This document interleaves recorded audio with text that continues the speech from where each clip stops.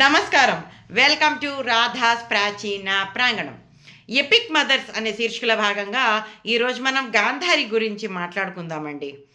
ఈ గాంధారి సుబలుడు సుధర్మ అనేటువంటి గాంధార దేశ రాజు యొక్క కుమార్తె. ఈమెకి శకుని తమ్ముడు.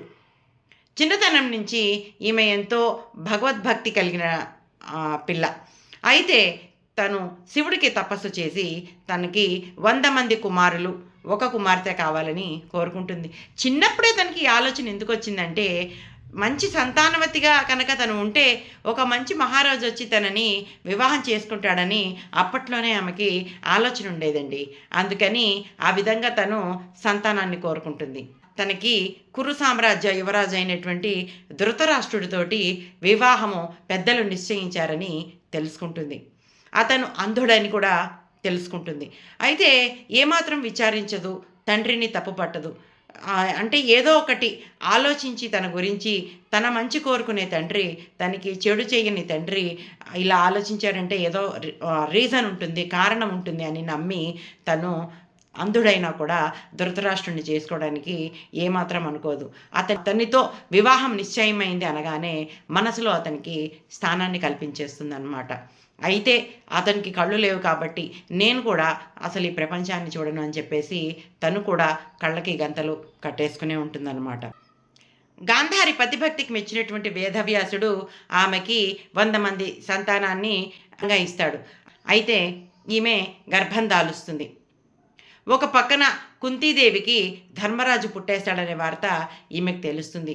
అప్పుడు అసూయతోటి, ఈర్ష్య ద్వేషాలతోటి ఎంతకీ నా కడుపులోని బిడ్డ బయటికి రావట్లేదని కోపం వచ్చి ఆమె గట్టిగా పొట్ట మీద కొట్టేసుకుంటుంది. దానివల్ల ఆమె కడుపులోంచి ఒక బూడిద రంగులో ఉన్నటువంటి ఇంత ముద్ద వచ్చి నేల మీద పడుతుందన్నమాట. అప్పుడు ఈ వ్యాసుడు మళ్ళీ వచ్చి ఆ ముద్దని 101 భాగాలుగా చేసి అది కుండలలో పెట్టి దాన్ని జాగ్రత్తగా భద్రపరుస్తాడు. 2 సంవత్సరాలు దాటిన తర్వాత ఈ కుండలో ఉన్నటువన్నీ కూడా పిల్లల్లాగా ఒక్కొక్కటి బయటకు వస్తాయన్నమాట. అయితే మొట్టమొదటిగా పుట్టినవాడు దుర్యోధనుడు. ఇతను పుట్టగానే ఎన్నో అపశకునాలు ఎదురవుతాయన్నమాట. ఇది చూసినటువంటి ఈ సత్యవతి, భీష్ముడు, విదురుడు మొదలైన వారంతా కలిసి ఈ ధృతరాష్ట్రుడికి, గాంధారికి చెప్తారు, ఈ బిడ్డని తీసుకెళ్ళి నదిలో పడేయండి, ఇతని వల్ల మన దేశానికే అరాచకము అయ్యేటట్టుగా ఉంది, మన వంశమే అల్లకల్లోలం అయ్యేటట్టుగా ఉంది అని చెప్పేసి చెప్తారు. అయినా కూడా వీళ్ళు ఆ మాటని పట్టించుకోరు.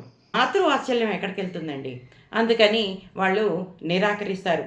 ఏది ఏమైనప్పటికీ ఈ గాంధారికి ధర్మనిరతత ఉంది, కానీ సహజమైన తన మాతృత్వం వల్ల అప్పుడప్పుడు తన ఈర్ష్య అసూయలు బయట పెడుతున్నప్పటికీ కూడా గాంధారి ఎప్పుడు కూడా అధర్మాన్ని ప్రోత్సహించదండి. ఈవిడ ఎంతసేపు ధర్మాన్నే ప్రోత్సహించింది. ఎందుకంటే తన భర్త ధృతరాష్ట్రుడు ఈ గాంధారికి చెప్తాడు, రాజ్యాన్నంతా నేను నా కొడుకులకే ఇచ్చేస్తాను, పాండవులకి అసలు ఇవ్వను, 5 ఊళ్ళు కూడా నేను ఇవ్వను అని చెప్తే గాంధారి అతనికి చెప్తుంది, ఇదేమి న్యాయము, నువ్వు ఆలోచించాల్సింది ఒక తండ్రిగా కాదు, ఒక దేశానికి అధినేతగా, ఒక మహారాజులాగా ఆలోచించాలి, న్యాయాన్యాయాలు ఆలోచించాలి తప్ప నువ్వు ఇలా చేయకూడదు, నువ్వు అధర్మం చేయకూడదు అని భర్తని హెచ్చరిస్తుంది. అంతేకాకుండా తన కుమారుడు అధర్మపరుడని ఈవిడకి తెలుసండి, ముమ్మాటికి తెలుసు. ఎన్నోసార్లు ఆవిడ వారిస్తుంది, అలా అధర్మంగా ఉండద్దు, ధర్మబద్ధంగా ఉండని యాజ్ ఏ మదర్ ఎప్పుడు చెప్తూనే ఉందండి. కానీ ఈ ధృతరాష్ట్రుడు మాత్రం గుడ్డిగా కొడుకు మీద వాత్సల్యంతో కొడుకు ఏది చెప్తే అది ఫాలో అవుతూ వచ్చాడే తప్ప ఈ గాంధారి ఎప్పుడూ కూడా అధర్మం వైపు ప్రోత్సహించలేదండి. ద్రౌపది వస్త్రాపహరణ సమయంలో కూడా ఈవిడ ఎంతో కన్ఫ్రంట్ చేస్తుంది, ఈ దుర్యోధనుణ్ణి ఎంతో కన్ఫ్రంట్ చేస్తుంది. అలా వద్దు, మన కులస్త్రీ కనుక ఏడ్చిందంటే మనకి భావం పడము, మన వంశనాశనం అవుతుంది అని ఆవిడ నివారించడానికి ప్రయత్నిస్తుంది. కానీ మిగతా పెద్దలెవ్వరూ మాట్లాడకపోయినా ఈ గాంధారి మాత్రం తప్పకుండా మాట్లాడిందండి సభలో. అంతేకాకుండా ఈ పాండవులు, కౌరవులు వీళ్ళందరూ వనవాసానికి వెళ్ళిన సమయంలో ఆ కుంతీదేవిని తన దగ్గరే పెట్టుకుంటుందండి. ఆవిడ విదురుడి దగ్గరికి వెళ్ళినప్పటికీ కూడా కుంతీదేవి, ఈవిడ గాంధారి తను చూసుకుంటూనే ఉందండి, కుంతీదేవిని దగ్గర పెట్టుకుంటూనే ఉంది. ఆవిడకి కుంతీదేవి మీద ఎలాంటి కోపము లేదు, పాండవుల మీద ఎలాంటి కోపము లేదు. కేవలము ఒక మాతృదేవతగా ఆవిడ గర్భశోకం కొద్దీ ఆవిడ శపించింది, ఆవిడ తిట్టింది, ఆవిడ అడిగింది తప్ప తన కుమారులు ధర్మం చేశారని ఏ రోజు ఆవిడ అనలేదండి. అయితే ఈ దుర్యోధనుణ్ణి నదిలో పడేయమని ఈ విదురుడు, భీష్ముడు, సత్యవతి వీళ్ళందరూ కూడా వచ్చి చెప్తారు. ఎందుకంటే అన్నీ ఆ దుర్యోధనుడు పుట్టినప్పుడు అపశకనాలే వస్తాయి, కానీ మాతృవాత్సల్యం ఎక్కడికి వెళ్తుందండి? అందుకని వాళ్ళు నిరాకరిస్తారు. ఏది ఏమైనప్పటికీ ఈ గాంధారికి ధర్మనిరతత ఉంది, కానీ సహజమైన తన మాతృత్వం వల్ల అప్పుడప్పుడు తన ఈర్ష్య, అసూయలు బయట పెడుతున్నప్పటికీ కూడా గాంధారి ఎప్పుడు కూడా అధర్మాన్ని ప్రోత్సహించదండి. ఈవిడ ఎంతసేపు ధర్మాన్నే ప్రోత్సహించింది. ఎందుకంటే తన భర్త ధృతరాష్ట్రుడు ఈ గాంధారికి చెప్తాడు, రాజ్యాన్నంతా నేను నా కొడుకులకే ఇచ్చేస్తాను, పాండవులకి అసలు ఇవ్వను, 5 ఊళ్ళు కూడా నేను ఇవ్వను అని చెప్తే గాంధారి అతనికి చెప్తుంది, ఇదేమి న్యాయము? నువ్వు ఆలోచించాల్సింది ఒక తండ్రిగా కాదు, ఒక దేశానికి అధినేతగా, ఒక మహారాజులాగా ఆలోచించాలి, న్యాయాన్యాయాలు ఆలోచించాలి తప్ప నువ్వు ఇలా చేయకూడదు, నువ్వు అధర్మం చేయకూడదు అని భర్తని హెచ్చరిస్తుంది. అంతేకాకుండా తన కుమారుడు అధర్మపరుడని ఈవిడకి తెలుసండి, ముమ్మాటికి తెలుసు. ఎన్నోసార్లు ఆవిడ వారిస్తుంది, అలా అధర్మంగా ఉండద్దు, ధర్మబద్ధంగా ఉండని యాజ్ ఏ మదర్ ఎప్పుడు చెప్తూనే ఉందండి. కానీ ఈ ధృతరాష్ట్రుడు మాత్రం గుడ్డిగా కొడుకు మీద వాత్సల్యంతో కొడుకు ఏది చెప్తే అది ఫాలో అవుతూ వచ్చాడే తప్ప ఈ గాంధారి ఎప్పుడూ కూడా అధర్మం వైపు ప్రోత్సహించలేదండి. ద్రౌపది వస్త్రాపహరణ సమయంలో కూడా ఈవిడ ఎంతో కన్ఫ్రంట్ చేస్తుంది, ఈ దుర్యోధనుణ్ణి ఎంతో కన్ఫ్రంట్ చేస్తుంది. అలా వద్దు, మన కులస్త్రీ కనుక ఏడ్చిందంటే మనకి భావం పడము, మన వంశనాశనం అవుతుంది అని ఆవిడ నివారించడానికి ప్రయత్నిస్తుంది. కానీ మిగతా పెద్దలెవ్వరూ మాట్లాడకపోయినా ఈ గాంధారి మాత్రం తప్పకుండా మాట్లాడిందండి సభలో. అంతేకాకుండా ఈ పాండవులు, కౌరవులు వీళ్ళందరూ వనవాసానికి వెళ్ళిన సమయంలో ఆ కుంతీదేవిని తన దగ్గరే పెట్టుకుంటుందండి. ఆవిడ విదురుడి దగ్గరికి వెళ్ళినప్పటికీ కూడా కుంతీదేవి, ఈవిడ గాంధారి తను చూసుకుంటూనే ఉందండి, కుంతీదేవిని దగ్గర పెట్టుకుంటూనే ఉంది. ఆవిడకి కుంతీదేవి మీద ఎలాంటి కోపము లేదు, పాండవుల మీద ఎలాంటి కోపము లేదు.